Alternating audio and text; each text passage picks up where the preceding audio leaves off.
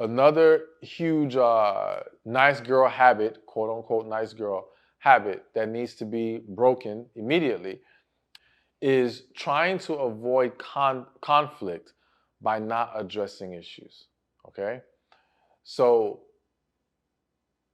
this kind of like this kind of goes hand in hand with the whole not being honest about the sexual performance, right?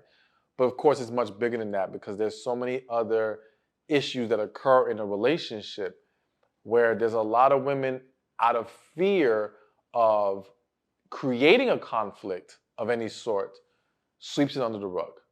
All right? There's a lot of women who don't ask the questions that are lingering in their head, the things that they're wondering about, because they're worried about pushing the man away. And I always say you cannot push a man away who is truly and seriously into you.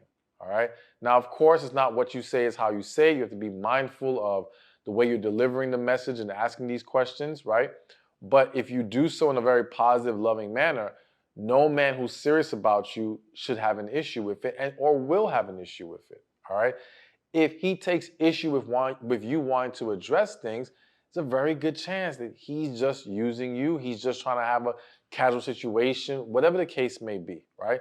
Or he may be a man who is not emotionally ready to be in a relationship because he has not matured in that way, or he has not healed the parts of him that would allow him to be more receptive to you when you want to have these discussions, okay?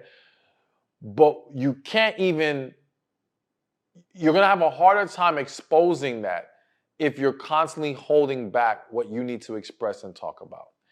And one of the unfortunate things I see happen all the time is like, I've had tons of situations where women will come to me, ask me, well, Stefan, what did he mean when he said this? And of course, I can give you my insight and my breakdown, but I have to say, like, why didn't you ask him? Like, I can only speculate based off my experience and all the people I've dealt with.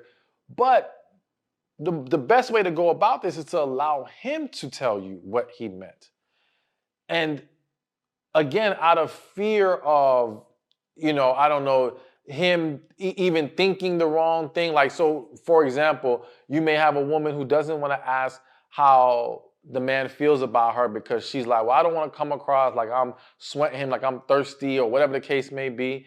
And it's like, yeah, but you're over here stressing about it. You're over here letting these unanswered questions drive you crazy. And what you're doing instead is you're going and talking to everyone else, your friends, your family, me, pastor, whoever, right? And no one can give you full peace because we're not him. And you still don't know what his direct answer would be. So let's put it all to rest. Just go to him. And again, if you say to me, well, I try to talk to him, he doesn't want to talk.